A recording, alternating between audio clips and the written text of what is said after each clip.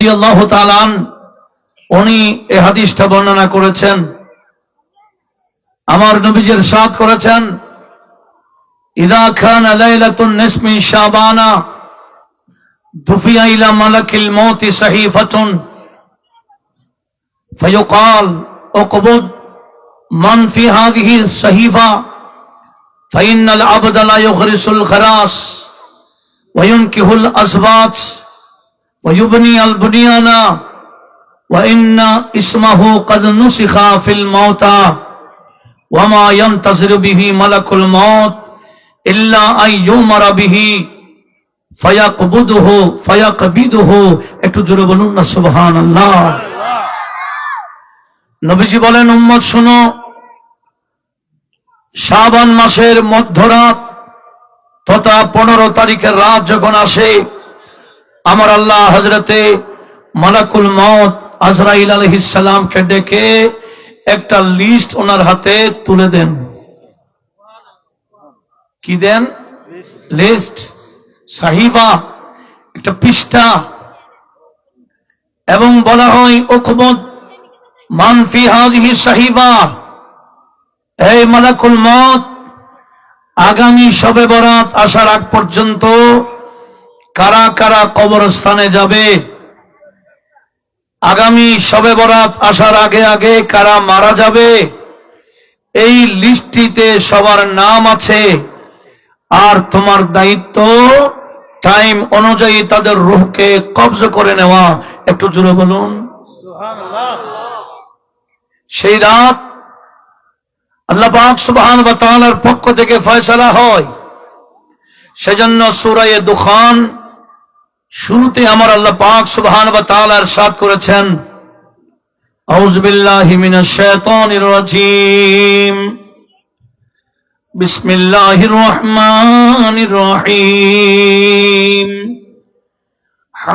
হামিম ওয়াল কিতাবিল মুবিন, ইন্না আরসালনাহু ফি লাইলাতিন মুবারাকাহ, ইন্না কুন্না মুনযিরিন, ফিহা ইউফরাকু কুল্লু আমরিন হাকীম। একটু জোরে বলি সুবহানাল্লাহ। রব্বুল আলামিন বললেন, আমি পবিত্র কোরআন এই স্পষ্ট কিতাবের শপথ করে বললাম, আমি এই কিতাবকে নাযিল করেছি লাইলাতুম মুবারাকাতে। এই লাইলাতুম মুবারাকা কোন রাত, সেটার ব্যাখ্যাতে মুফাসসিরিন কেরাম বললেন দুইটা রাতের সম্ভাবনা। একটা হলো লাইলাতুল কদর, আর একটা হলো লাইলাতুল নিসফি মিন শাবান, শাবানের 15 তারিখের রাত। জুড়ে বলুন সুবহানাল্লাহ। তাহলে দুই রাত কি একসাথে নাজিল হতে পারে? বলে হ্যাঁ, একটি হলো ইজমালি ভাবে, আরেকটি হলো তাফসিলি ভাবে। একেবারে একসাথে নাজিল করেছেন লাইলাতুল মুবারাকা, আর সেখান থেকে যখন প্রয়োজন সেখান থেকে শুরু হয়েছে লাইলাতুল কদর দিয়ে। একটু জোরে বলুন সুবহানাল্লাহ। যেটা তাফসীর করেছেন বিখ্যাত মুফাসসির তাবিঈদের মধ্যে হযরত ইকরামা রাদিয়াল্লাহু তাআলা, উনি বলেন হ্যাঁ, লাইলাতুল মুবারাকা বলতে লাইলাতুল নিসফি শাবান হতে পারে। সেজন্য মুফাসসিরিন কেরাম দুটোটাকে উল্লেখ করেছেন। এমনকি আল্লামা সুয়ুতি তার বিখ্যাত তাফসীর, তাফসীরুদ দুরর মানসুর ফি তাফসীরিল মাসদুর, এই কিতাবের মধ্যে 22টি হাদিস নোট করেছেন শবে বরাত প্রসঙ্গে। কয়টি? এই 22টি হাদিস একটা কিতাবে আছে, কিন্তু আমাদের দেশে অনেক ভাইরা এগুলা স্টাডি না করার কারণে বলে কোরআন হাদিসে নেই। আল্লাহ সবাইকে বোঝার তৌফিক দান করুক। একটু বলুন না আমিন। তো নবীজির হাদিস অনুযায়ী কোরআনে পাকে যেটা আল্লাহ পাক ইরশাদ করেছেন, সে রাতে কি হয়? ফিহা ইউফরাকু কুল্লু আমরিন হাকীম, সেই রাত গুরুত্বপূর্ণ বিষয় ফয়সালা করা হয়। এমনকি আগামী 1 বছরের মধ্যে কারা কারা ওই কবরস্থানে যাবে, কারা কারা মারা যাবে, ওই রাত ফয়সালা হয়ে যায়। এমনকি মালাকুল মউতের হাতে লিস্ট পৌঁছে যায়। উচ্চ আওয়াজে বলুন সুবহানাল্লাহ। নবীজি বললেন, উম্মত শোনো, ফাইনাল আবদা লা ইউগরিসুল গারাস, অনেক বান্দা গাছ রোপণ করে বড় আশা নিয়ে, গাছ বড় হবে, ফল ধরবে আর ফল খাবে, কিন্তু সে জানে না তার নাম মালাকুল মউতের হাতে উঠে গেল। জুড়ে বলুন সুবহানাল্লাহ। ওয়ায়ুনকিহুল আজওয়াজ, অনেক বান্দাকে দেখা যায় ও বান্দা বিয়ে করেছে, সে বিয়ে করেছে মাত্র, কিন্তু আগামী শবে বরাত আসার আগে আগে সে কোথায় পৌঁছে যাবে? আর একটু জোরে বলুন, কবরে পৌঁছে যাবে 1 বছরের ভিতরে। এটা যদি কেউ জানে, বিয়েটা কি করত? আর একটু জোরে বলুন। এই যে এখান থেকে সহি সালামতে বাড়িতে যাব, এই শিরোটি কি আছে? এখন তো এমন পরিস্থিতি চলছে, জান মালের নিরাপত্তা। আল্লাহ সবাইকে হেফাজত করুক, দেশের পরিস্থিতি শান্ত করুক। আমরা মুসাফির, গুনেহগার ঠিক, আমরা অনেকজন মুসাফির আছি। দোয়া করব দেশের পক্ষে, আল্লাহ যাতে দেশের এই অবস্থাকে শান্ত করে দেয়। সবাই একসাথে বলি আমিন। এই মুসলমানদের জন্য, মুমিনের জন্য বড় অস্ত্রের নাম হচ্ছে দোয়া। কথা বলুন ঠিক কি না? আদ-দুআউ সালাহুল মুমিন বলেছেন নবীজি। দোয়া এটা মুমিনের বড় অস্ত্র। আমরা আবারও দোয়া করি, আল্লাহ সবাইকে দেশের পক্ষে কাজ করার তৌফিক দিক। আমিন। মারামারি খুনাখুনি দেখে আল্লাহ সবাইকে হেফাজত করুন। আমিন। আসুন, কি বলতে চেয়েছিলাম, মনোযোগ কামনা করছি। কেউ যদি জানে আগামী শবে বরাত আসার আগে আগে মারা যাবে, বিয়ে করবে? আমার নবীজি বললেন, ওয়ায়ুবনিল বুনিয়ান, অনেক বান্দা বিল্ডিং বানাই, ঘর বানাই, বড় আশা নিয়ে অনেক দিন থাকবে, কিন্তু সে জানে না তার নাম মালাকুল মউতের হাতে পৌঁছে গেছে। জোরে বলুন। আমরা তো কবরে গেলে হবে না, কবরের একটু প্রস্তুতি নেওয়ার দরকার আছে কিনা? এই কবরের প্রস্তুতির জন্য আমি একটা হাদিস আপনাদের সামনে উপস্থাপন করব ইনশাআল্লাহ। সে হাদিস খানা হচ্ছে তিরমিজি শরীফের। কোন শরীফ? তিরমিজি শরীফের হাদিসের নাম্বার আমি আপনাদেরকে উপস্থাপন করছি। আল্লাহ শুনে আমাদেরকে এভাবে প্রস্তুতি নেওয়ার তৌফিক দান করুক। একটু বড় আওয়াজে বলি না আমিন। হযরতে আবু সাঈদ খুদরি রাদিয়াল্লাহু তাআলা এই হাদিস খানা বর্ণনা করেছেন। তিরমিজি শরীফের হাদিস নাম্বার হচ্ছে 2460। কত? 2460। 2460 মানে 60। কথা বোঝা গেছে? 7 না আবার 60। এবার হাদিসটা শুনি। عن ابي سعيد الخدري رضي الله تعالى عنه قال دخل رسول الله বড় বলি সাল্লাল্লাহু আলাইহি ওয়াসাল্লাম মুসাল্লাহু ফারাআ নাসান কান্নাহুম ইয়াকসিরুন ইয়াতাকাসসারুন قال اما انكم لو اكثرتم ذكر هازم اللذات لشغلكم مما أرى فاكثروا من ذكر حازم اللذات الموت فإنهم لم يأتي على القبر يوم إلا تكلم فيه فيقول أنا بيت الغربة وأنا بيت الوحدة وأنا بيت التراب وأنا بيت الدود فإذا دفن العبد المؤمن قال له القبر মারহাবা ওয়া আহলা। একটু জোরে বলি। হযরত আবু সাঈদ খুদরী ইরশাদ করছেন, একদিন নবীজি ওনার মুসাল্লা, যেখানে নবীজি নামাজ পড়ার জন্য দাঁড়ান, সেই জায়গায় গেলেন। ফারাআ নাস, কিছু মানুষকে নবীজি দেখতে পেলেন। কান্নাহুম ইয়াক্তাসিরুন, এরা গুল করে বিভিন্ন আড্ডায় আছেন, বিভিন্ন ব্যাপক কথা বলছেন, কথাও বলছেন, হাসাহাসি করছেন। এই পরিবেশ আমাদের আছে কিনা?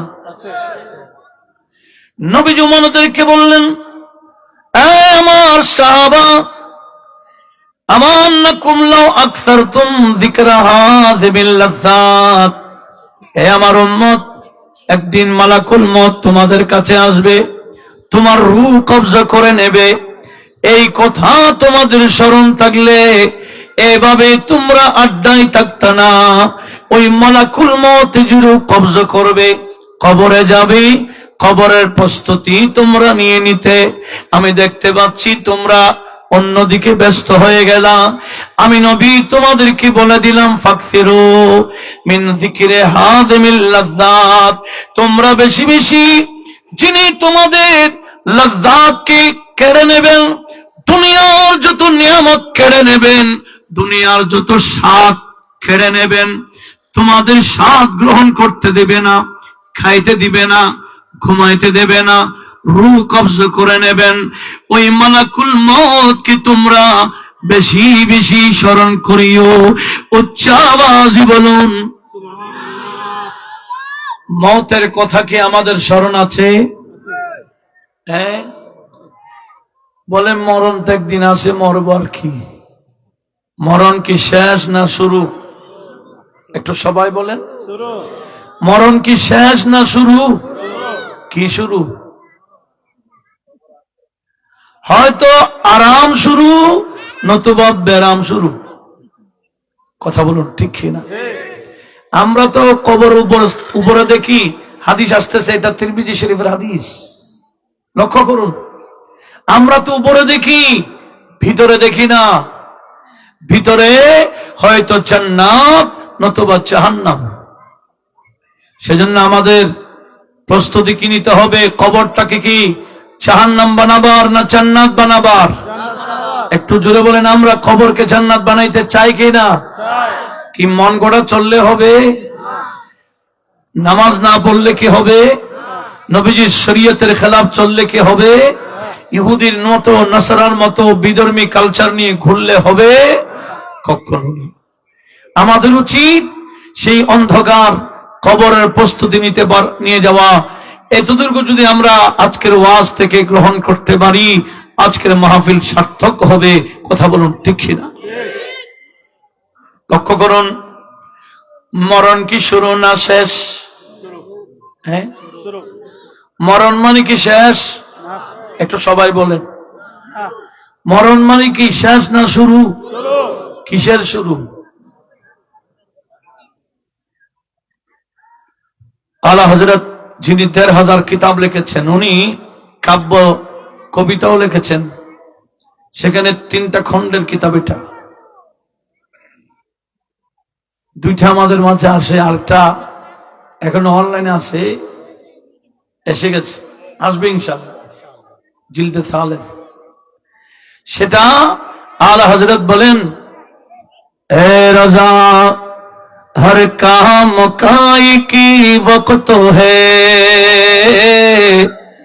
ए रजा, हर काम काई की वक्त है,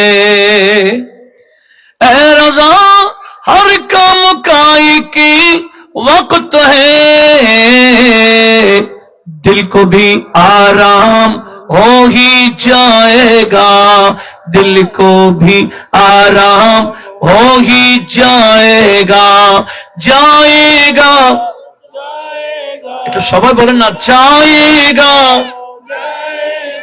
आ जाएगा, आ जाएगा, दिल को भी आराम हो ही जाएगा, दिल को भी आराम हो ही जाएगा। উনি বললেন, প্রত্যেকটা বিষয়ের এক একটা টাইম আছে। এই দুনিয়া আরামের টাইম না।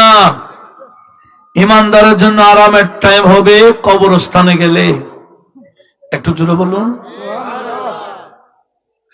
ইমানদারের জন্য দুনিয়াটা জেলখানা, আর দুনিয়া সিজনুল লিল মুমিন। দুনিয়াটি ইমানদারের জন্য জেলখানা। আর কবরে গেলে কি রকম? আমার নবীজি একটা মিসাল দিয়েছেন, উদাহরণ দিয়েছেন। আল্লামা জালালউদ্দিন সুয়ুতি আল জামি আস-সগীরের মধ্যে হাদিস নোট করেছেন। নবীজি বললেন, মা শাব্বাহাতু খুরুজাল মুমিন মিনাদ দুনিয়া ইল্লা মিসলা খুরুজিস সাবিয়্যি মিন বাতনি উম্মিহি। একটু জোরে বলুন। আপনাদের কি অসুবিধা হয়? শেষ করে দিব একটু। নবীজি উদাহরণ দিলেন, এই আমার উম্মত শোনো শোনো, একজন মুমিন বান্দা এই দুনিয়া থেকে কবরে যাওয়াটা কিরকম জানো? একজন ছেলে বা মেয়ে মায়ের গর্ভ থেকে দুনিয়াতে আসলে ছোট জায়গা থেকে কোন জায়গায় আসে? একটু বলেন বলেন। মায়ের গর্ভ কি বড় না ছোট? সেখান থেকে দুনিয়া কি ছোট না বড়? ছোট থেকে বড়তে আসে, ছোট থেকে বড়তে আসে।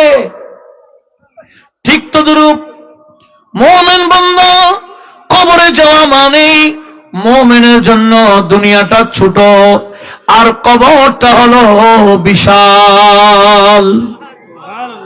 আর একটু জোরে বলুন। আমরা তো কবরের উপরে দেখি, ভিতর তো দেখি না।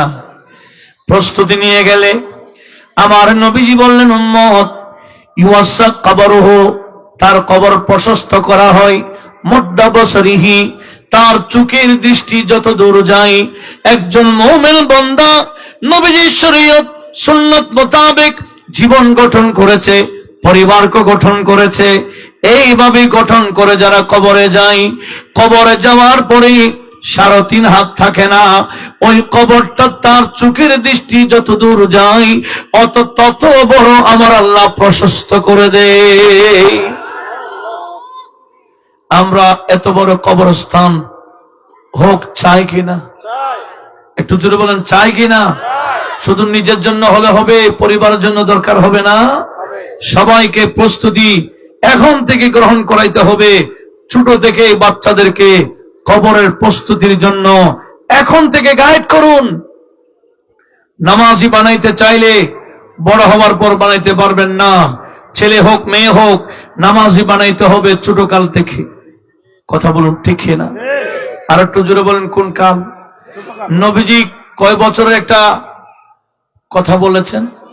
7 থেকে 10। 7 থেকে 10 বছরের ভিতরে নামাজি বানাইতে বলেছেন। কেন? এই 7 থেকে 10 বছরের ভিতরে নামাজি বানাই দিলে ওই ছেলে নামাজির অভ্যাসী হয়ে গেলে, ওই মেয়ে নামাজটা তার ধারাবাহিক অভ্যাস হয়ে গেলে কবরে যাওয়ার আগ পর্যন্ত নামাজ আর ছাড়বে না। কথা বলুন, ঠিক না? এমনি দেখিয়েন, যারা নামাজ পড়ে না, কিন্তু যারা নিয়মিত পড়ে, নামাজ না পড়লে তাদের মাথায় টেনশন ঘুরে। যতক্ষণ নামাজটা আদায় না করে ততক্ষণ শরীর ভারী হয়ে থাকে। নামাজটা আদায় করার পর শরীরটা হালকা হয়। এ কথা ঠিক? একটু জোরে বলুন, ঠিক না? এভাবে নামাজের অভ্যাস বানাইতে হবে। কয় বছর থেকে? 7 থেকে 10 বছরের ভিতরে ছেলেদেরকে শরীয়ত শিখাইতে হবে। ওই যে আজকে দাওয়াতুল খায়রের কয়েকটা মাসাইল বয়ান হয়েছে, ছেলেদেরকে নামাজ শিখাইতে হবে ছোটকালে, সালাম শিখাইতে হবে। একটু জোরে বলুন। আপনি যখন ছেলেকে মেয়েকে ছোট থেকে আপনি সবসময় সালাম দিবেন, সালাম দেওয়াটা এটা তার অভ্যাসে পরিণত হবে। আপনি তো সোজা ঘরে ঢুকে গেলেন, সালাম তো দেন নাই। আমার নবীজি হযরত আনাস বিন মালিককে বললেন, এই আনাস, তুমি যেখান থেকে ঘরে আসবা না কেন, তোমার ঘরওয়ালা ঘরওয়ালি যারা আছে সবাইকে সালাম দিবা। ফাসাল্লিম আলা আহলিক, তুমি তোমার পরিবারকে সালাম দিবা। কেন জানো? এই সালামটা তোমার পরিবারের জন্য বড় বরকতের মাধ্যম। এটা তোমার পক্ষ থেকেই তোমার পরিবারের জন্য বড় দোয়া। আজ থেকে আমরা ঘরে ঢোকার সময় কি দিব? একটু সবাই হাত তুলে বলি কি দিব? আর একটু মোহাম্মত বলি কি দিব? সালাম দিব। জানেন সাহাবারা মুরব্বীদেরকে কদমে চুমু খাইতেন। সুবহানাল্লাহ বলে। কোথায়? আমরা তো কদমে চুমু খাই না, কদমটা একটু জাস্ট ধরি। কথা বলি ঠিক কিনা? এতটুকু তো অনেকে না বুঝে উল্টা সিধা বলে ফেলে। কেন? স্টাডির অভাব। অথচ ইমামে বুখারী, বুখারী শরীফের মধ্যে ইমামে বুখারীর একটা কিতাব আছে আল আদাব আল মুফরাদ। ওই কিতাবে একটা বাব চ্যাপ্টার করেছেন, বাবু তাকবিলিল ইয়াদে ওয়ার রিজল, হাতে এবং পায়ে চুমু খাওয়ার বিষয়। হাতে এবং পায়ে চুমু খাওয়ার অধ্যায়। সেখানে হাদিস এনেছেন ইমামে বুখারী। ইমাম বুখারী মানে আমাদের মসজিদের ইমাম? একটু জোরে বলেন না। ইমাম বুখারী হাদিস নোট করেছেন। সেটা কি? হযরতে আলী রাদিয়াল্লাহু তাআলা প্রায় সময় ওনার চাচা হযরতে আব্বাস রাদিয়াল্লাহু তাআলা আনহুর কদমে চুমু খাইতেন। আমি আপনাদের থেকে জানতে চাই, যদি চাচার কদমে চুমু খাওয়া যায় তো মা বাবার কদমে কম খাওয়া যাবে না বেশি? উস্তাদ হলে উস্তাদের কদমে কি খাওয়া? তো আমরা এটা অতটুকু করি না, জাস্ট আমরা কদমে ধরে ওই মুখে হাত দিয়ে চুমু খাই। একটার নাম তাকবিল আর একটার নাম ইস্তেলাম। দুটোটা কাবা শরীফ গেলে বুঝবেন। কোথায় গেলে? কাবা শরীফের পাশে একটা হজরে আসওয়াদ আছে কিনা? এটাকে চুমু খাইলেও গুনাহ মাফ। চুমু খাইতে হবে না, দূর থেকে ইস্তেলাম করলেও গুনাহ মাফ। দুটোটা আমাদেরকে শিখাইছেন কিনা? একটা হচ্ছে কাছ থেকে সরাসরি চুমু, আরেকটা বলে না হাত দিয়ে ইশারা করে হাতে চুমু খাও। কোথায়? হাতে। ওমা শরীয়তে সব আছে, এগুলো বুঝার নাম হচ্ছে ইলম, এটার নাম আকল। আল্লাহ আমাদের সবাইকে এই বিষয়ে সতর্ক থাকার তৌফিক দিক। আমিন বলেন। তাহলে একটা হাদিস শোনাই, যে হাদিসটা আল্লামা ফকি আবুল্লাহ সামরকান্দি তানবিহুল গাফিলিন বিহাদিস সাইয়্যিদুল আম্বিয়া ওয়াল মুরসালিন নোট করেছেন, ইমাম তাবরানী নোট করেছেন, কানজুল মান রয়েছে, বহু হাদিসের কিতাব রয়েছে। সেটা কি জানেন? একদিন এক আরবি মানে গ্রাম্য মানুষ। কি মানুষ? নবীজির কাছে আসছে। এসে বললেন, ইয়া রাসূলুল্লাহ ইন্নী আসলামতু, হুজুর আমি মুসলমান হয়েছি। আচ্ছা ভালো কথা, কি চাও? মাযা তুরিদ, তুমি চাও কি? হুজুর আমি চাই, আপনি তো নবী, নবীদের কাছে অলৌকিক বিষয় থাকে, মুআজিজাত থাকে। হুজুর আমাকে একটা অলৌকিক বিষয় দেখান। কি দেখান? অলৌকিক বিষয়। আজকে আপনাদের মনটা ভেঙে গেছে এরকম লাগে না? খারাপ লাগে না? একটু কিছু শিকার দরকার আছে কিনা? হুজুর কি বললাম? অলৌকিক কিছু দেখান, আপনি তো নবী, নবীদের কাছে মুআজিজা কে দেয়? আল্লাহ। স্পেশাল ক্ষমতা দেন কে? আল্লাহ। তো নবীজি বললেন, না না আমি দেখাবো না, তুমি কি দেখতে চাও সেটা বলো, সেটাই দেখাবো। আমি নিশ্চিকে দেখাবো না, তুমি চাও কি দেখতে, আমি সেটাই দেখাবো। গ্রামের মানুষের আকল থাকলার কথা, সে দূরে একটা গাছ দেখলেন। হুজুর ওই যে অনেক দূরে একটা গাছ দেখা যায়, আপনি গাছটাকে ডাকুন তো, গাছ আপনার ডাকে আসে কিনা দেখি। একটু জোরে বলুন। এটাও কি সাধারণ? আমরা সবাই দাঁড়িয়ে যদি একটা গাছকে ডাকি, গাছ নড়বে? হ্যাঁ। আমার নবীজি বললেন, না না আমি ডাকবো না।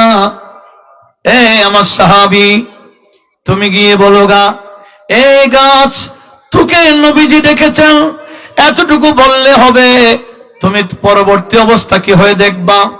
ওই গ্রামের মানুষ দৌড়তে দৌড়তে গাছের কাছে গিয়ে বললেন, ইয়া শাজারাতু আজিবি রাসূলুল্লাহি সাল্লাল্লাহু আলাইহি ওয়াসাল্লাম, এ গাছ তোমাকে নবীজি ডেকেছেন, নবীজির আহ্বানে সাড়া দাও।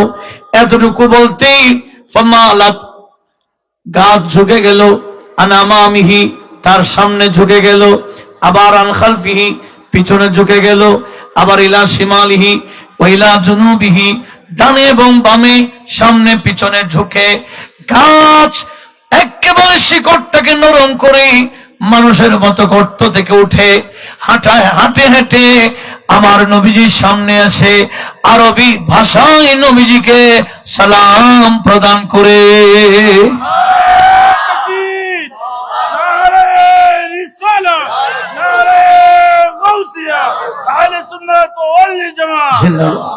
কি বলছেন? গাছের মুখ আছে, জুবান আছে, জিহ্বা আছে, দাঁত কয়টা আছে? কথা বলার জন্য জিহ্বার সাথে দাঁত লাগাইতে হয়, ঠিক কি না? গাছের কাছে কি দাঁত আছে না জিহ্বা আছে?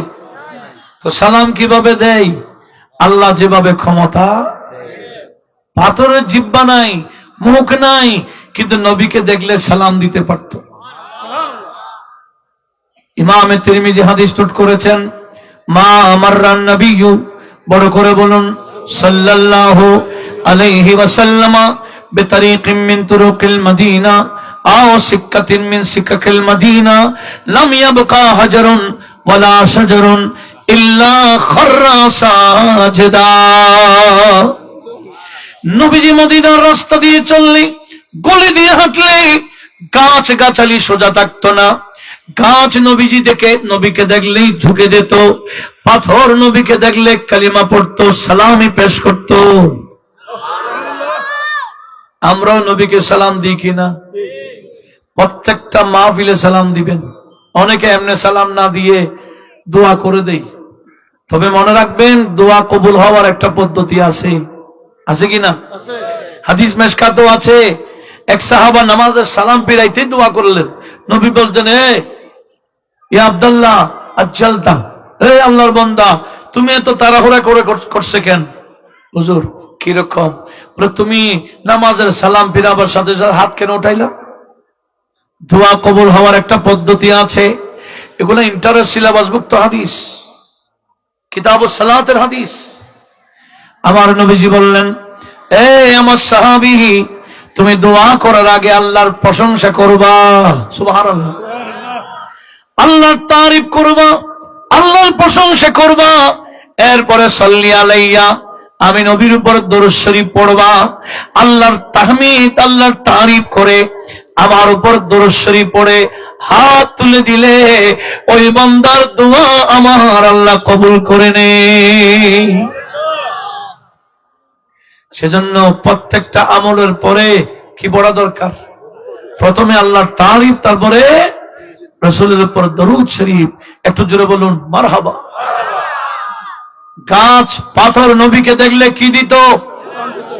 এক কবি এটাকে অনুবাদ করেছে, रहमती आलम प्यारे आका जिधर से गुजरा करते थे, जिधर से गुजरा करते थे, शजरी गवाही देता था, शजरी गवाही देता था, शजरी गवाही देता था, और पत्थर कलिमा पढ़ते थे, पत्थर कलिमा पढ़ते थे।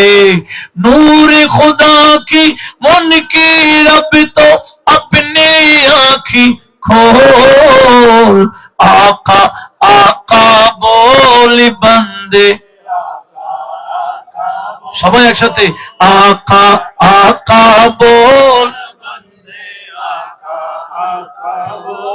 जिक्र नबी तो करता जाए, जिक्र नबी तो करता जाए, जिक्र बड़ा अनमोल, आका आका बोल बंदे, এই গ্রামের মানুষ গাছকে ডাক দিতে গাছ কার কাছে এসে গেল, এসে সালাম দিল। ওই গ্রামের মানুষ বলছে হাসবি ইয়া রাসূলুল্লাহ, হাসবি হাসবি, হুজুর যথেষ্ট হয়েছে, আমি এতটুকু চাইছিলাম, এবার গাছটাকে আপনি বলুন চলে যাইতে।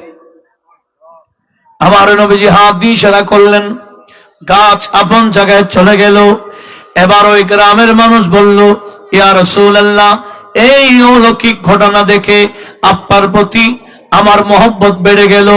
ইয়া রাসূলুল্লাহ, আমি মহব্বত প্রকাশ করতে চাই। আচ্ছা কি করবা বলো? হুজুর ইদিল্লি, হুজুর আমাকে অনুমতি দেন, হুজুর আমাকে অনুমতি দেন। তো কি করবা? আনুকাব্বিলা রাসাকা ওয়া রিজলাইক, ইয়া রাসূলুল্লাহ, আমি আপনার প্রতি মহব্বত প্রকাশ করতে চাই, আপনার মাথায় চুমু খাইতে চাই, আপনার দুই কদমেও চুমু দিতে চাই। উচ্চ আওয়াজে বলুন কোথায় কোথায়? মাথা এবং ফাআযিনা লাহু রাসূলুল্লাহ, বড় করে বলুন সাল্লাল্লাহু আলাইহি ওয়াসাল্লাম। নবীজি মাথা এবং পায়ে চুমু খাবার অনুমতি দিয়ে দিলেন। কি নাজায়েজ হলে, শিরিক হলে নবীজি কখনো অনুমতি দিতেন? আর একটু জোরে বলেন, নাজায়েজ হলে, হারাম হলে, শিরিক হলে, এরকম কিছু হলে নবীজি অনুমতি দিতেন? ইনি নবীজির মাথায়ও চুমু দিলেন, পায়েও চুমু খেয়ে আবার দাঁড়াইলেন। হুজুর মহব্বত এত বেশি বেড়ে গেছে, আরেকটু প্রকাশ করতে চাই। আচ্ছা কি করবা? ইদিল্লি আন আসজুদা লাক, ইয়া রাসূলুল্লাহ, আমি আপনাকে সিজদা করতে চাই। কি করতে? একটু জোরে বলুন। নবীজি বললেন, না না, লা তাসজুদলি, সিজদা দিয়ে মহব্বত প্রকাশ করা এটা শুধুমাত্র কার জন্য? একটু চিল্লায়া বলেন। আর সিজদা কার জন্য? রুকু কার জন্য? এই দুইটা আল্লাহর জন্য খাস। দাঁড়িয়ে সম্মান করা এটা আল্লাহর জন্য খাস নয়। আমার নবীজি সাহাবীদেরকে বলেছেন, কুমু ইলা সাইয়্যিদিকুম, তোমাদের সরদার আসছে, দাঁড়াও। একটু জোরে বলুন। তাহলে বান্দার জন্য দাঁড়ানো যায়, এটার মধ্যে নিষেধাজ্ঞা নাই। তবে রুকু এবং সিজদা করে কাউকে সম্মান করার সুযোগ, আর একটু জোরে অনুমতি। নবীজি যেটা জায়েজ আছে সেটা অনুমতি দিয়ে দিলেন। এটা কি কি বলেন তো? মাথায় এবং পায়ে কি খাওয়া? আচ্ছা, ইমাম বুখারী এবং মুসলিম কি আমাদের সাধারণ মোল্লা? হুমা, এই মুকাদ্দমাতে বুখারীতে রয়েছে কি? ইমামে মুসলিম ইমাম বুখারীকে বলছে, হুজুর আপনার কদমটা আমার দিকে বাড়িয়ে দেন না, আমার আপনার দুই কদমে চুমু খাইতে ইচ্ছা হচ্ছে। আর একটু জোরে বলুন। ইমাম মুসলিম সিহাসিত্তার দ্বিতীয় ইমাম, ইনি যদি ইমামে বুখারীর কদমে চুমু খাওয়ার জন্য আগ্রহ প্রকাশ করে, আর আমরা যদি সেটাকে অন্য কিছু বলি, এটা সুন্দর হচ্ছে না। কথা বলুন ঠিক কিনা? আল্লাহ সবাইকে বোঝার তৌফিক দান করুক, আমিন বলেন। আমি অনেক দূরে চলে গেছি। আসুন, ছোট কাল থেকে ছেলেদেরকে কি শিখাইতে হবে? আর একটু জোরে বলুন, আদব। কি? বড় হলে আর বেয়াদব হবে না। কথা বলুন ঠিক না? এদেরকে নবীজির সুন্নাহ শিখাইতে হবে, শরীয়ত শিখাইতে হবে। এই মেয়েদেরকে পর্দা ছোটকাল থেকে পড়াইতে হবে। বোরকা ছোটকাল থেকে পড়াই দিলে এরা বড় হয়ে আর কখনো বেপরদা হবে না। কথা বলুন ঠিক নেই? এগুলার দায়িত্ব কার? আর একটু জোরে বলুন। ছেলেরা নামাজ পড়ে না, দুষ্কার। ছেলেরা বিয়াদব, দুষ্কার। ছেলেরা যা ইচ্ছা তা করে, দুষ্কার। মেয়েরা বেপরদা চলে, দুষ্কার। সেজন্য আমাদের প্রত্যেকের উচিত আপন আপন ফ্যামিলিকে কি করা? গাইড করা। যদি গাইড করতে পারেন তাহলে শুনুন হাদিসটা যেটা শুরু করেছিলাম। হযরত আবু সাঈদ খুদরি যে হাদিসটা বর্ণনা করেছেন, তিরমিজি শরীফের হাদিসের দিকে আবার চলে আসছি, একটু লক্ষ্য করুন। আমার নবীজি বললেন, উম্মত তুমি বেশি বেশি ওই মরণের কথা স্মরণ করিও। কেন জানো? ফাইন্নাহু লাম ইয়াতি আলাল কবরি ইয়াউমুন, ইল্লা তাকাল্লামা ফিহি, এমন কোন দিন অতিবাহিত হয় না, একদিন আজকে একটা দিন গেল, কালকে একটা দিন গেল, যতদিন হয় না কেন, নবীজি বলেন প্রতিদিন কবর বান্দাদেরকে ডাকে। আমাদেরকে কে ডাকে? আর একটু জোরে বলি। আর কবর যে আমাদেরকে ডাকে, নোয়াখালী ভাষায় ডাকবে নাকি? কোন ভাষায়? আরবি ভাষায় কবর যে আমাদেরকে ডাকে, কে কে শুনেন? হাত তুলেন। খবর আওয়াজ শুনেন? খবরের আওয়াজ আপনারা শুনেন? মাশাআল্লাহ, শুনেন? আমরা শুনি না, সেজন্য প্রস্তুতিও নাই। খবর কি ডাকে জানেন? আসুন কবরে কি বলে আমার নবীজি বললেন, ফায়াকুল, কবর বলে, এ বান্দা শুনো, আনা বাইতুল খারাবা, আমি হলাম বড় একা ধরনের নির্জন, ওয়ানা বাইতুল ওয়াহাদা, একা ঘর, আনা বাইতুত তুরাব, আমি মাটির ঘর, আনা বাইতুদ দুদ, আমি কীট পতঙ্গ পোকামাকড়ের ঘর। বিদায় ফাইদা দুফিনাল আবদুল মুমিনু, নবীজি বললেন কোন মুমিন, যে মুমিন নামাজি, কালামি নবীজির শরীয়ত মোতাবেক চলেছিল, এরকম বান্দা যখন এই কবরে ঢুকানো হয়, তখন আমার নবীজি বললেন কবর তাকে বলে মারহাবা ওয়া আহলা। একটু জোরে বলুন। মুমিন বান্দাকে কবরে রাখলে কবর কি বলে? মারহাবা ওয়া আহলা। একটু জোরে বলুন। মারহাবা জোরে বলুন না, আরো জোরে বলুন। কে বলে? কখন বলে? প্রস্তুতি নিয়ে গেলে।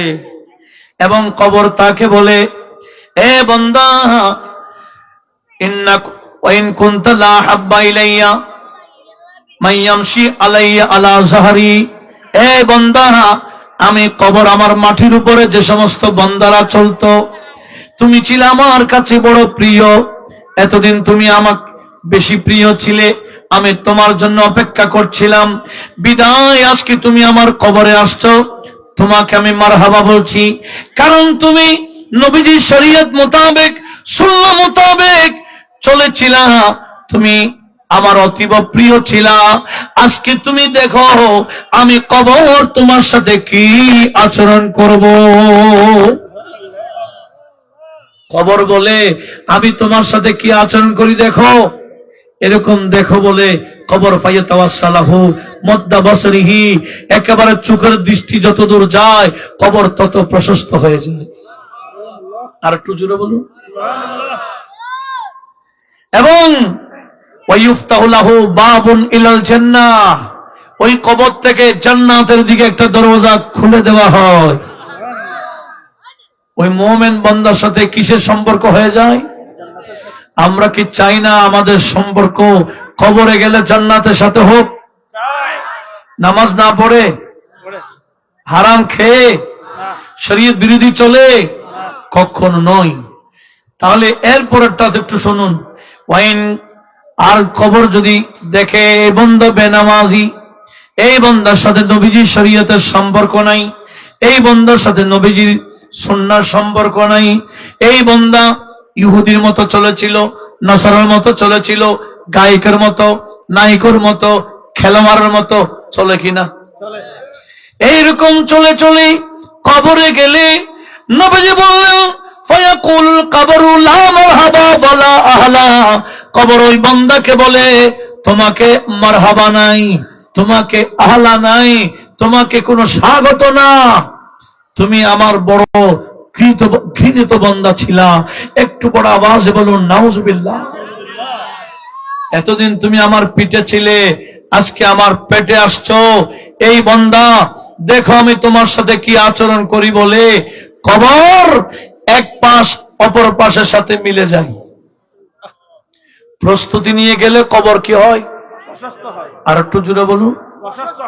আর যদি প্রস্তুতি না নিয়ে যায় কবর কি হয়ে যায়? এক পাশ অপর পাশের সাথে মিলে যায়। কেমনে মিলে?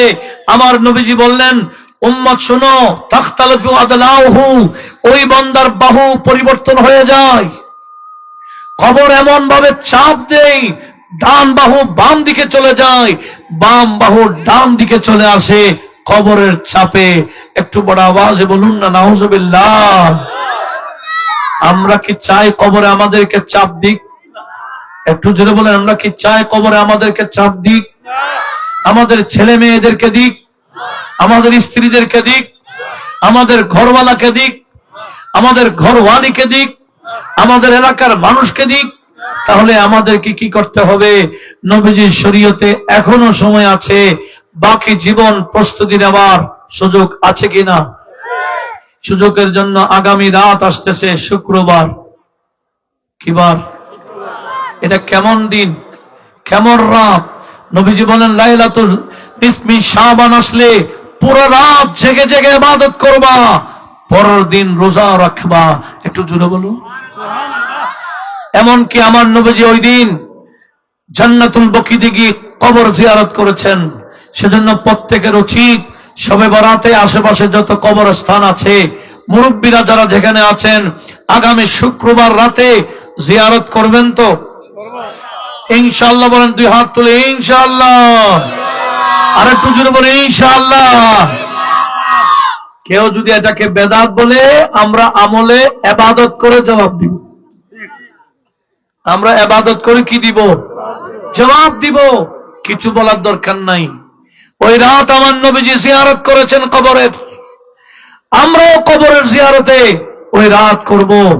আশেপাশে যত কবরস্থান আছে জিয়ারত করার পরে, এগুলো এশারের নামাজের পরে করবেন, তারপরে ইবাদতে ঢুকে যাবেন। পুরা ফ্যামিলিকে কাউকে ঘুমাইতে দিবেন না।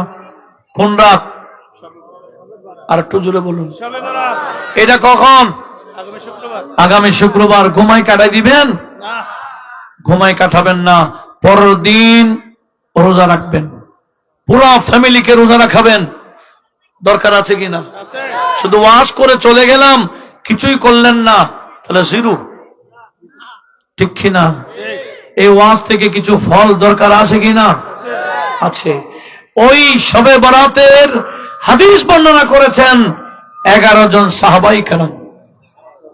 কয়জন? 11 জন সাহাবা শবে বরাতের হাদিস নোট করেছেন। আর এখন বর্তমান জাহেলরা হাদিস পাই না। আল্লাহ আমাদের সবাইকে আগামী আসন্ন লাইলাতুল বারাতকে যথাযথ গুরুত্ব দেওয়ার তৌফিক দিক। একটু জুড়ে বলেন না আমিন। ওই রাতে কিছু ইবাদত আছে, নামাজ আছে।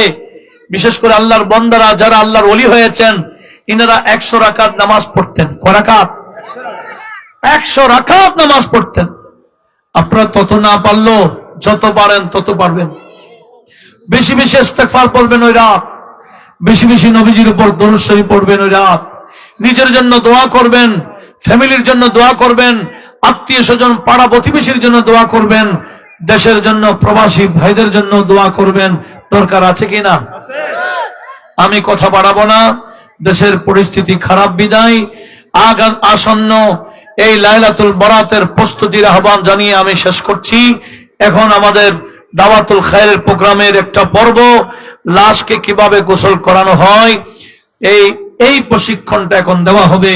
আল্লাহ এগুলো আমাদের প্র্যাকটিক্যাল শিখে, নিজের বাবা মারা গেলে, নিজের ভাই মারা গেলে, কেউ মারা গেলে, যাতে অন্য কাউকে তালাশ না করে নিজেরা করতে পারি। দরকার আছে কিনা? এটা আপনারা দেখতে চান তো? একটু জোরে বলেন, দেখতে চান?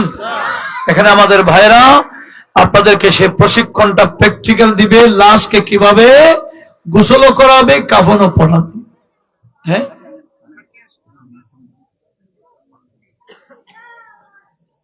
অসুবিধা নেই। আপনি একটু লক্ষ্য করুন সেদিকে, আপনি একটু ওদিকে লক্ষ্য করুন। এখন থেকে মিলাদ কিয়াম আগে হয়েছে না? আগে মিলাদ কিয়াম হোক, ওইটা দেখাবার পরে এরপরে আমরা পরবর্তীতে মোনাজাতে যাবো ইনশাআল্লাহ। সবার জন্য তাবারক আছে। আমরা একটু মিলাদ কিয়ামে চলে যাই। ইয়া নবী সালাম আলাইকা, ইয়া রাসূল সালাম আলাইকা, ইয়া হাবিব সালাম আলাইকা।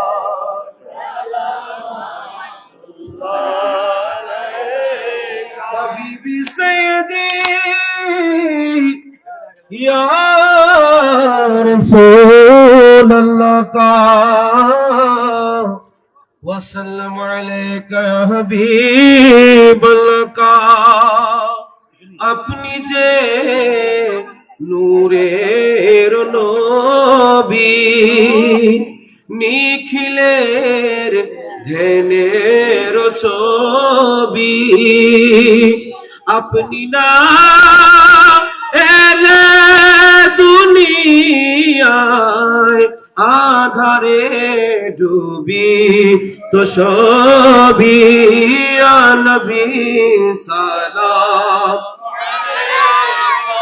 या रसूल सलाम अलैका या हबीब सलाम अलैका सलावत नबीजी हशरे नशरे नबीजी আসবেন কবরে চিনিল না মানুষ নবীকে চিনিল বনের হরিণে নবী সালাম আলাইকা ইয়া রাসূল সালাম আলাইকা ইয়া হাবিব সালাম সালাওয়াতুল্লাহ আলাইকা বালাগাল উলা বিকমালিহি সাবাদুজা বিহন নবী আলহামদুলিল্লাহ ওয়া শুকরুলিল্লাহ ওয়া সালাতু ওয়া সালামু আলা রাসূলিল্লাহ। সম্মানিত উপস্থিতি, আমরা প্রায় মাহফিলের শেষ পর্যায়ে চলে এসেছি। আমাদের এই মাহফিলের বিশেষ একটা আকর্ষণ, আমরা যেটা দাওয়াতুল খাইর গত বছর থেকে শুরু করেছি, ইনশাআল্লাহ প্রতি বছর ধারাবাহিকভাবে চলবে। আমরা আজকে আমাদের দাওয়াতুল খাইরের প্রথম একটা পর্ব কিছু মাসালা মাসাইল নিয়ে আলোচনা হয়েছে। দ্বিতীয় আরেকটা পর্ব আমাদের মুহতারাম আল্লামা মুফতি আবুল হাসান মোহাম্মদ উমাইর রাজভী হুজুরের নির্দেশক্রমে আরেকটা পর্ব আমাদের বাকি থেকে গেছে। সেটা অবশ্যই একজন মুসলমান হিসেবে আমাদের প্রত্যেকের জানা উচিত। তো শেষ পর্যায়ে আমি পিছনে যারা বসে দাঁড়িয়ে আছে আপনাদের সকলের দৃষ্টি আকর্ষণ করছি, আমাদের আজকের এই অনুষ্ঠানে প্রোগ্রাম সৌন্দর্য রক্ষার্থে আপনাদের সবাইকে সহযোগিতা করতে হবে এবং যারা এখানে বসছেন সবাই একেবারেই নিশ্চুপভাবে কোনো আওয়াজ ছাড়া কোনো কথাবার্তা ছাড়া আপনারা আমাদের এই অনুষ্ঠানগুলো উপভোগ করবেন। আমাদের পিছন থেকে খাট নিয়ে আসা হচ্ছে, আপনারা একটু জায়গা করে দিন। মৃত ব্যক্তির সেই খাটটা যেন স্টেজে নিয়ে আসে, আমাদের স্টেজের বাম পাশ এটা একটু আপনারা খালি করে দেন। আমি সবাইকে সেদিকে লক্ষ্য রাখার জন্য অনুরোধ জানাচ্ছি। আমাদের আজকের এই দাওয়াতুল খাইর, আজকের মৃত ব্যক্তির কাফন দাফন এবং গোসল কিভাবে করা হয় সে বিষয়ে আপনাদেরকে তালিম দিবেন আমাদের দাওয়াতুল খাইরের কেন্দ্রীয় মুআল্লিম মাওলানা ওবায়দুল্লাহ সাহেব, এবং ওনার সাথে সহযোগী হিসেবে থাকবেন মাওলানা আতাউর রহমান জুনায়েদ সাহেব, এবং ওনাদের সাথে সহযোগী হিসেবে থাকবেন মাওলানা শফি নুরি সাহেব, এবং মঞ্চে অসংখ্য ওলামায়ে কেরাম ওনাদেরকে দিক নির্দেশনা দিবেন। আমি মাঠে যারা বসে আছেন আপনাদের সকলের জন্য আমি বলছি, আমাদের প্রত্যেকের জন্য আমরা পর্যাপ্ত তাবারকের ব্যবস্থা করছি। আপনারা সকলেই এই শেষ মুহূর্তে এসে ধৈর্যের পরিচয় দিবেন। আমি বিশেষ করে আপনাদের এই তমরুদ্দিন খিরুদিয়াবাসীর জন্য আমি বলতে চাই, প্রতি বছর আমাদের হুজুরের সাথে চট্টগ্রাম থেকে কাফেলা সহকারে আমরা আসি। আমাদের কিছু ভাই এখানেই একেবারে নিঃস্বার্থভাবে কাজ করে যাচ্ছেন, ওনাদের সেই কাজের মূল্যায়ন আমরা কোনোভাবেই পরিশোধ করতে পারবো না। আমি সকলকে বলছি, কারণ আমাদের চট্টগ্রাম থেকে যে ভাইয়েরা এখানে আসেন, আমরা এই তাবারকের ব্যবস্থা আমাদের হুজুরের নির্দেশক্রমে হয়ে থাকে। সেই তাবারকের বন্টনের শৃঙ্খলার্থে আমি আপনাদের এলাকার সকল আমাদের মাদ্রাসার শুভাকাঙ্ক্ষী যারা আছেন, এলাকাবাসী যারা আছেন, সকলের কাছে আমি সেই উদাত্ত আহ্বান জানাবো, আমরা কোনো বিশৃঙ্খলা করবো না।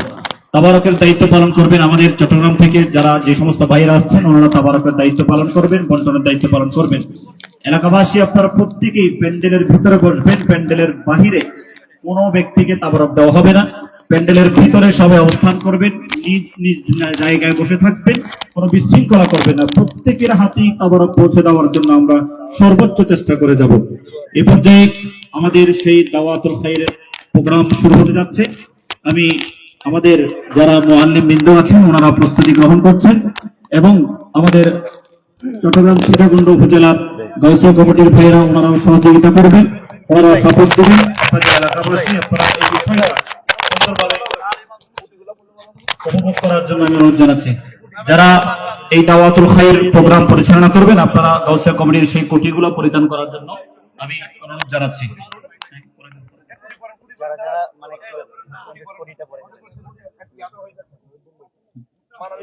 আপনারা সকলেই জানেন আমাদের আহলে সুন্নাত ওয়াল জামাতের অন্যতম একটা তরিকত ভিত্তিক সংগঠন গাউসিয়া কমিটি বাংলাদেশের মানবিক সেবায় কার্যক্রম, বিশেষ করে করোনাকালীন সময়ে ফ্রি অক্সিজেন সেবা এবং মৃত ব্যক্তিদের কাফন দাফন এইগুলোর ব্যবস্থা আমাদের গাউসিয়া কমিটি সারা বাংলাদেশ ব্যাপী করেছেন এবং সেই সুনাম গাউসিয়া কমিটি পুরো বিশ্বব্যাপী অর্জন করেছেন।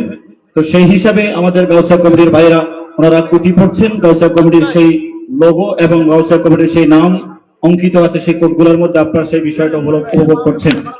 এ পর্যায়ে আমাদের যেই মৃত ব্যক্তিকে গোসল করানোর জন্য রেডি হচ্ছে, তো মৃত ব্যক্তি হিসাবে আজকে যিনি যদিও জীবিত মানুষ আমরা সকলে ওনার জন্য দোয়া করবো, উনি মৃত হিসাবে সাজবেন আমাদের গাউসিয়া কমিটির অন্যতম সদস্য, যিনি চট্টগ্রাম সীতাকুণ্ড উপজেলার এই মানবিক টিমের অন্যতম সদস্য, যিনি প্রত্যেকটা প্রোগ্রামেই আপন আপন গতিতে ছুটে চলছেন এবং আপনারা দেখতে পাচ্ছেন আমাদের সীতাকুণ্ড উপজেলার চট্টগ্রাম সীতাকুণ্ড উপজেলার গাউসিয়া কমিটির ভাইরা এবং হাতিয়া উপজেলার গাউসিয়া কমিটির ভাইরা অত্যন্ত পরিশ্রমের সাথে সুন্দরের সাথে আপনাদেরকে সেই দৃশ্যগুলো দেখানোর জন্য চেষ্টা করছেন।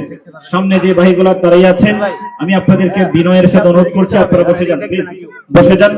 আমাদের ক্যামেরাম্যানকে এই বিষয়গুলো ধারণ করার জন্য একটু সুযোগ করে দিবেন।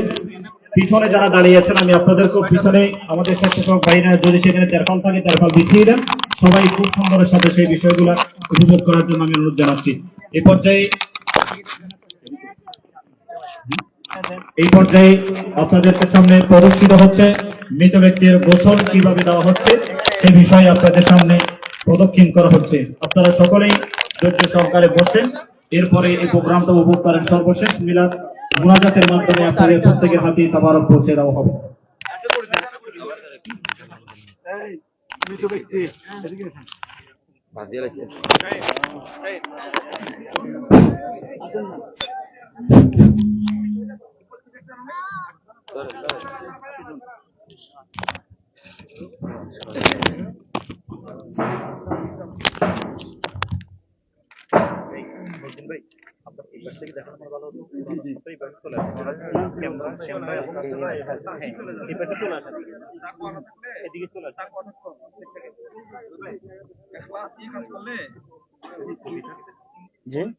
খুলে ফেলো।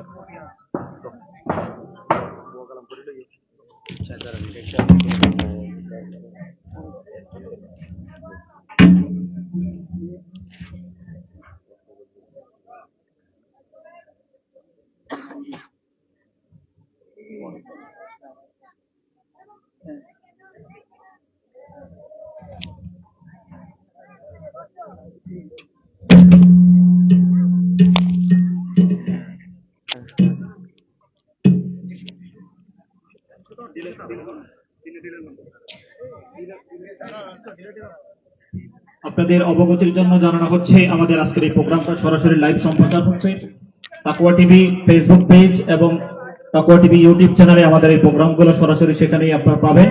বিশেষ করে আমাদের আজকের প্রধান আলোচক আল্লামা মুফতি আবুল হাসান মোহাম্মদ ওমাইর রেজভী হুজুরের বিষয়ভিত্তিক আলোচনা প্রায় 1000-এর কাছাকাছি তাকওয়া টিভি ইউটিউব চ্যানেলে হুজুরের প্রত্যেকটা বিষয়ের আলোচনা আপনারা সেখানে পাবেন। বিষয়ভিত্তিক আলোচনা আপনারা সেখান থেকে সংগ্রহ করবেন। আজকের এই বিষয়টা সরাসরি হুজুরের পেজ মুফতি আবুল হাসান মোহাম্মদ ওমাইর রেজভী হুজুরের পেজে সরাসরি সম্প্রচারিত হচ্ছে এবং তাকওয়া টিভি সেই পেজের মধ্যে সরাসরি সম্প্রচার হচ্ছে। আপনারা সকলেই যাদের মোবাইল আছে আপনারা মোবাইলের মধ্যে সেই বিষয়টা শেয়ার দিতে পারেন, নিজে এখান থেকে সরাসরি দেখবেন। ঘরের মধ্যে কিংবা প্রবাসে যারা আছে তারা সরাসরি এই লাইভ প্রোগ্রাম উপভোগ করতে পারবেন। আসসালামু আলাইকুম ওয়া রাহমাতুল্লাহি ওয়া বারাকাতুহু। আমরা গতবারও আলোচনা করেছিলাম যে মৃত ব্যক্তির গোসল এবং কাফন পর্যন্ত, কিন্তু সময় স্বল্পতার কারণে আমরা খাটিয়া নেওয়া এবং দাফন কার্য পর্যন্ত আপনাদেরকে দেখাতে সক্ষম হয় নাই। আজকে আমরা ইনশাআল্লাহ একেবারে ফার্স্ট থেকে লাস্ট পর্যন্ত, অর্থাৎ মৃত একজন ব্যক্তি যখন মারা যাবে তার একেবারে দাফন পর্যন্ত, দাফন করার পরে কি কার্যক্রম এবং তার গোসল থেকে শুরু করে কবরে নামার পর পর্যন্ত আমরা কি করব, আজকে আমরা প্র্যাকটিক্যালি আপনাদেরকে দেখাবো ইনশাআল্লাহ। আমি আপনাদের সকলের মনোযোগ আকর্ষণ করছি।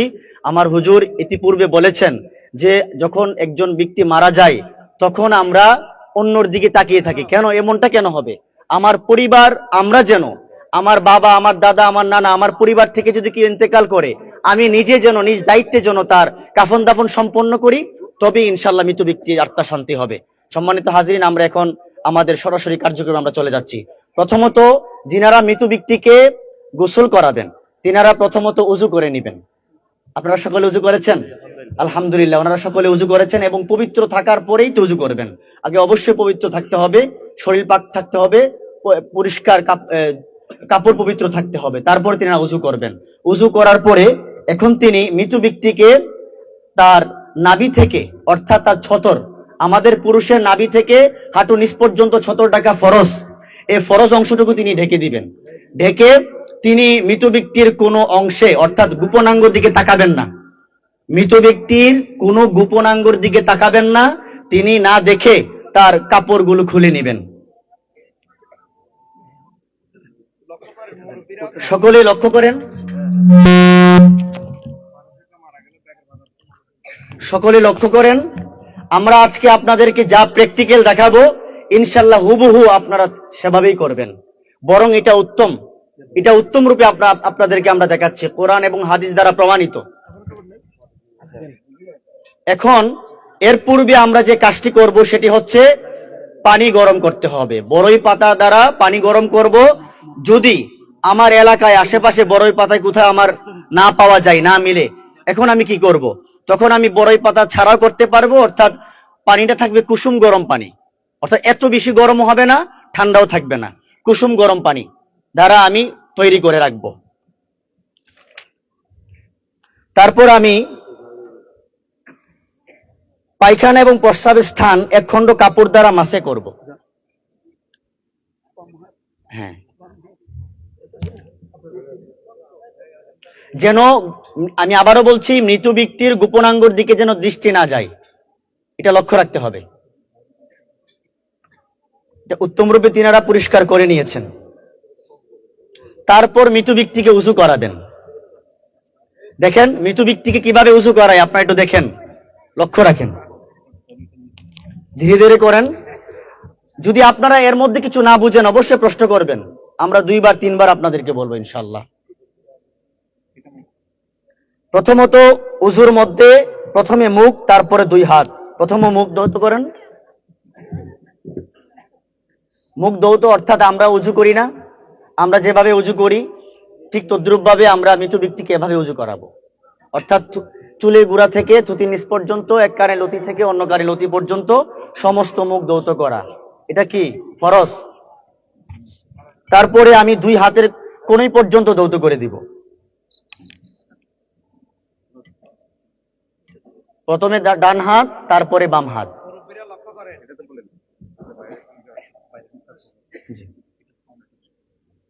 এরপর মাথা মাসে করব। তারপরে উভয় পা ধৌত করব। ইয়া আইয়ুহাল্লাযীনা আমানু লা তারফাউ আসওয়াতাকুম ফাওকা সাওতিন নাবিয়্যি। ইয়া আইয়ুহাল্লাযীনা আমানু ফাগসিলু ওয়ুজুহাকুম ওয়া আইদিয়াকুম ইলাল মারাফিকি ফামসাহু বিরুসিকুম ওয়া আরজুলাকুম ইলাল কাবাইন। এই ফরজগুলো আমরা এখন সম্পন্ন করলাম আলহামদুলিল্লাহ।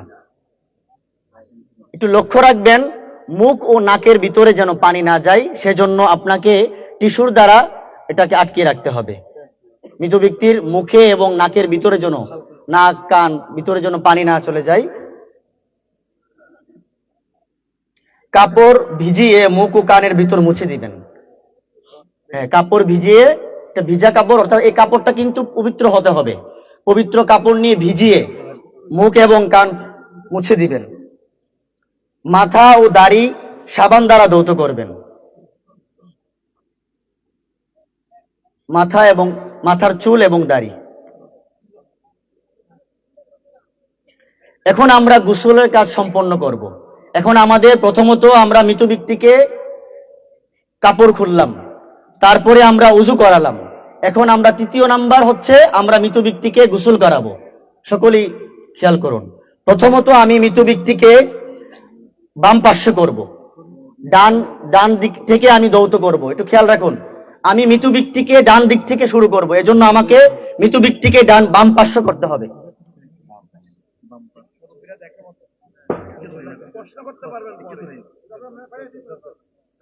বাম পার্শ্ব করে ডান পাশে পানি ঢালবেন। দেখেন কিভাবে পানি ঢালেন। যিনারা দেখাচ্ছেন ওনারা হলো এক্সপার্ট, তিনারা সবসময় করেন, যাতে সমস্ত শরীর ভালোভাবে ধোয়া যায়। এভাবে পানি ঢালবেন, তারপর ডান করত করবেন, করে বাম পাশে পানি ঢালবেন।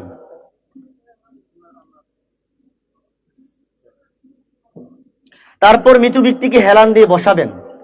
আমরা কিন্তু একবার মৃত ব্যক্তির মলমূত্র এবং এগুলো পরিষ্কার করেছি, এখন আবার করব, দেখব যদি পেটে কিছু থাকে, তারপরে আমরা এটাকে এভাবে মালিশ করব। এখান থেকে যদি বের হয় মুছে ফেলবো, আর উজুর দরকার নাই। প্রথম তো আমরা উজু করিয়েছি, এখন তারপরেও যদি ময়লা বের হয় আর উজু করার প্রয়োজন নাই। আমরা মৃত ব্যক্তিকে বসাবো, বসিয়ে আবার দেখব তার ভিতর থেকে আর কোনো ময়লা বের হয় কিনা। গোসলের পর শুকনা কাপড় দিয়ে শরীর মুছে ফেলবেন,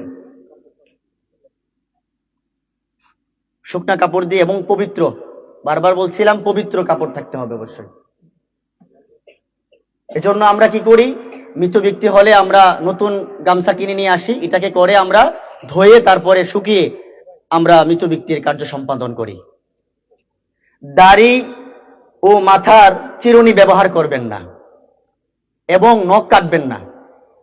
অনেকে দেখা যায় এটা করেন যে নখ বড় হয়ে গিয়েছে আমি কেটে ফেলি না। এজন্য তার জীবিত অবস্থায় আপনাকে সুন্নতগুলি পালন করতে হবে। সবসময় 40 দিনের ভিতরে আপনাকে গোপনাঙ্গর চুল এবং নখ এগুলো কাটতে হবে।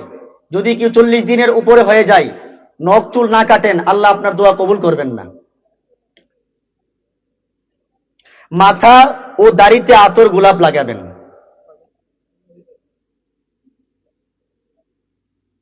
সাজদার জায়গায় কর্পূর লাগাবেন।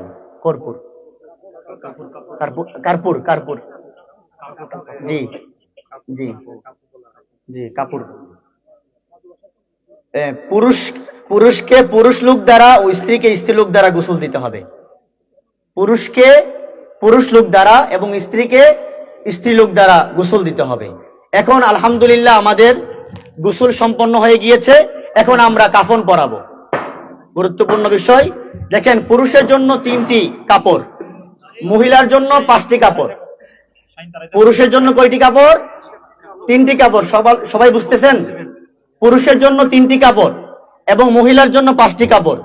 যদি পুরুষের 3 কাপড় ব্যবস্থা না হয় তাহলে 2 কাপড় দিয়ে করাতে পারবেন। মহিলাদের যদি 5 কাপড় দেওয়ার তার সামর্থ্য না থাকে, 3 কাপড় দিয়ে আপনি সম্পন্ন করতে পারবেন। প্রথমত লেফাফা, তারপরে ইজার, তারপরে কামিজ। প্রথমত আমি লেফাফা বিছিয়ে দিব, অর্থাৎ লেফাফাটা হবে মৃত ব্যক্তির চাইতে বড়, যেন বাঁধতে সুবিধা হয়। লেফাফাটা সবচেয়ে নিচে থাকবে, সবার নিচে থাকবে, যেন বাঁধতে সুবিধা হয়।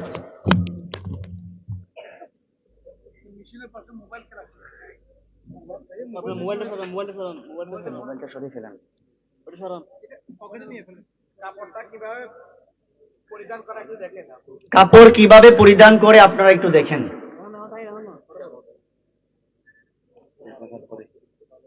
লেফাফার পরে আমরা ইজার, তারপর ইজার দিব। ইজারটা হবে মৃত ব্যক্তির সমান, তার মাথা পা পর্যন্ত একই সমান থাকবে। প্রথমত বলেছি লেফাফা, লেফাফাটা হবে বড়। মৃত ব্যক্তি যতটুকু সাইজ, ধরেন আমি হলাম 5 ফুট 5 বা 6, আমি একটু বড় করে নিব, 5 ফুট 7 নিব, এরকম ভাবে নিব। একটু বড় রাখবেন যেন বাঁধতে সুবিধা হয়। তারপরে আমি ইজার নিব, মৃত ব্যক্তির মাথা হতে পা পর্যন্ত লম্বা হতে হবে, একেবারে সমান। তারপরে আমি কামিজ নেব, কামিজটা গলা হতে পা পর্যন্ত লম্বা রাখতে হয়, কিন্তু আস্তীর্ণ করলে বিহীন হতে হবে, অর্থাৎ সেলাই হতে পারবে না। সেলাইবিহীন হতে হবে।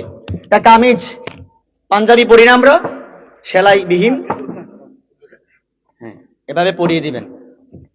কামিজ দেওয়ার পরে তারপরে মৃত ব্যক্তি খাটে শোয়াবেন, এরপরে এভাবে দিবেন যেন এই কামিজটা নিচের অংশ এবং উপরের অংশ একই সমান থাকে।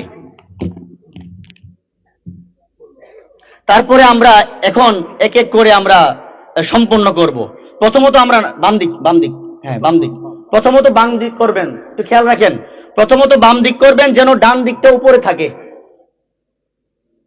হ্যাঁ কামিজটা প্রথমত কামিজ বাম তারপরে ডান, তারপরে ইজার প্রথমে বাম তারপরে ডান, তারপরে লেফাফা প্রথমে বাম তারপরে ডান।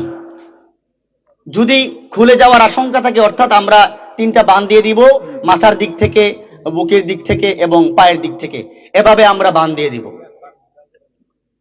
এখন গোসল এবং কাফন সম্পন্ন হয়েছে আলহামদুলিল্লাহ।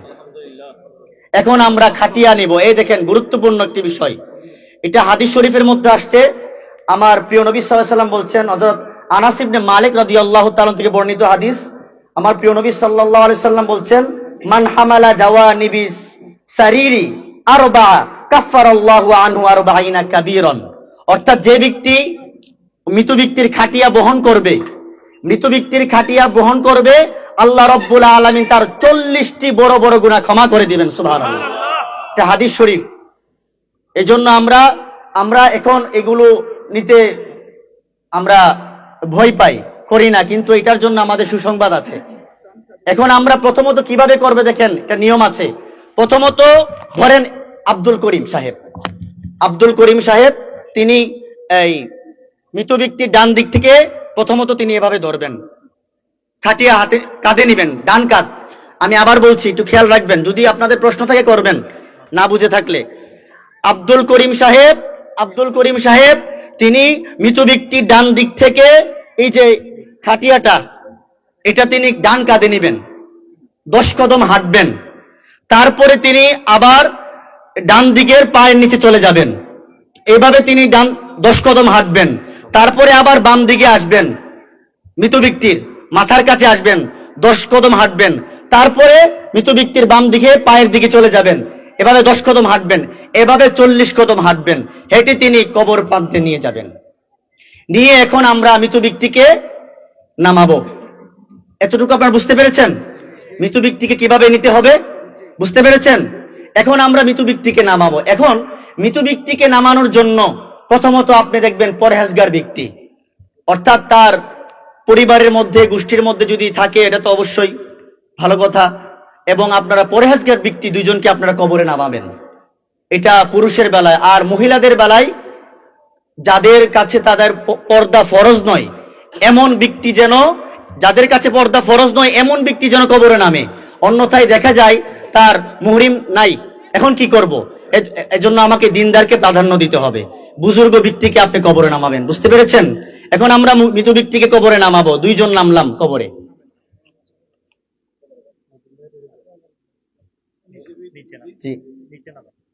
নিচে, হ্যাঁ, মৃত ব্যক্তিকে ওই যে আপনার আস্তে আস্তে করবেন।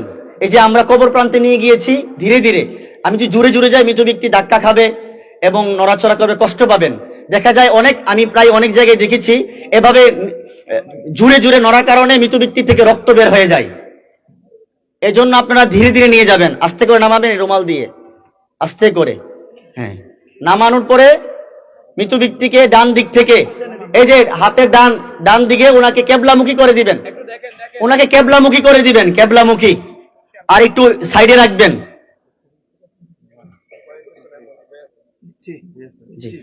উনি নামিয়েছেন বিসমিল্লাহি ওয়া আলা মিল্লাতি রাসূলিল্লাহ, এটা বলতে হবে। বিসমিল্লাহ, পরে আমার সাথে বলুন, বিসমিল্লাহি ওয়া আলা মিল্লাতি রাসূলিল্লাহ। এই দোয়া পড়ে আপনি তাকে কবরে নামাবেন। নামানোর পরে ওনারা উঠে যাবেন। উঠার পরে এই যে মৃত ব্যক্তির এই বানগুলা খুলে দিবেন। তারপরে আপনারা উঠে যাবেন। উঠার পরে বাঁশ দিবেন, বাঁশ দেওয়ার পরে এটাকে চাটাই দিয়ে দিবেন। তারপরে আপনারা আস্তে আস্তে মাটি দিবেন। মাটি দেওয়ার এখন দেখেন সুন্নাহ পদ্ধতি। মাটি দিবেন কিভাবে? 3 বারে মাটি দিবেন, একজন একজন করে। মিনহা খলাকনাকুম, এক মুষ্টি। ওয়াফিহা নুঈদুকুম, আরেক দুই মুষ্টি, ওয়ামিনহা নুখরিজুকুম তারাতান উখরা, বলে তিনবার মাটি সম্পন্ন দিবেন। এরপরে আস্তে আস্তে যেভাবে কবরকে সম্পন্ন করা হয়, সুন্দর করে কবরে যেভাবে সম্পন্ন করা হয় এভাবে কবর দিয়ে দিবেন। কবর দেওয়ার পরে এখন আসুন, আমরা মৃত ব্যক্তিকে কবর দিয়ে দিয়েছি। মৃত ব্যক্তিকে কবর দেওয়ার পরে আমরা মৃত ব্যক্তির এই কবর দেওয়ার পরে আমরা মাথার দিক থেকে পায়ে পর্যন্ত আমরা পানি দেব। এই পানির ব্যাপারেও